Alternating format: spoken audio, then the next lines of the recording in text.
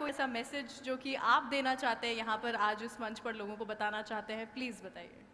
देखिए, एजुकेशन के सेक्टर में एजुकेशन स्किल, आज के टाइम पे स्किल बहुत ज़्यादा ज़रूरी है। लेकिन हमारा एजुकेशन सिस्टम किस बात पे इंफॉर्मेशन लेते रहो, क्या पढ़ रहे हैं। भारत की राजधानी कलकत्ता से उठा के अंग्रेजों ने लेके गए दिल्ली, वो सबको याद है। 1911 में घोषणा किया, 1912 में लेके चला गया। ये नहीं पढ़ा रहा है कि क्यों ले गया। एक राजधानी बनाने के लिए क्या ज़रूरत होती है, क्या क्लाइमेट होना चाहिए, क्या कनेक्टिविटी होनी चाहिए। तो एक सिस्टम में जो चेंजिंग लाने की ज़रूरत थी, अब उसको और ज़रूरत है। तो ऑनलाइन के माध्यम से ये चीज़ें थोड़ी सी आसान हो जाती है।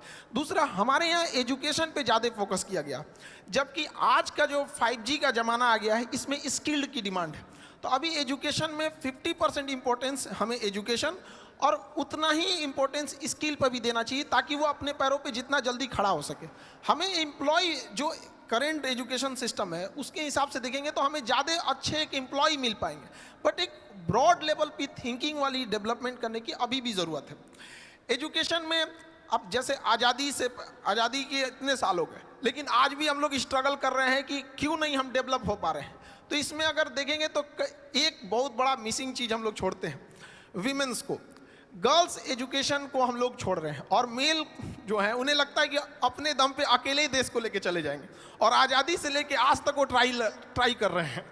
जिस दिन ये हमारे देश की विमेंस और मेंस एक साथ आ गए ना, उस दिन देश को आगे बढ़ने से कोई नहीं रोक सकता है। और जब तक हम उन्हें छोड़ेंगे, हम तो आज तक भी मेहनत कर रहे हैं।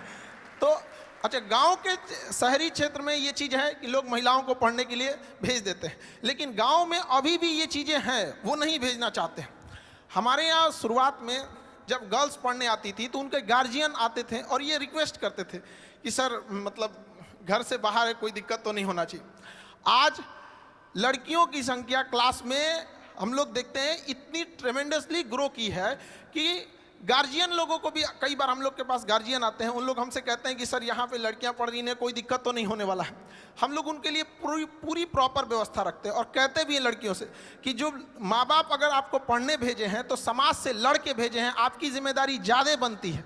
और अगर आप खाली हाथ गाँव लौटिएगा तो आप उन 100 लड़कियों का रास्ता रोक दीजिएगा जिनके माँ बाप पढ़ने के लिए भेजना चाहते थे। इसलिए ज़्यादा जिम्मेदारी से पढ़िएगा।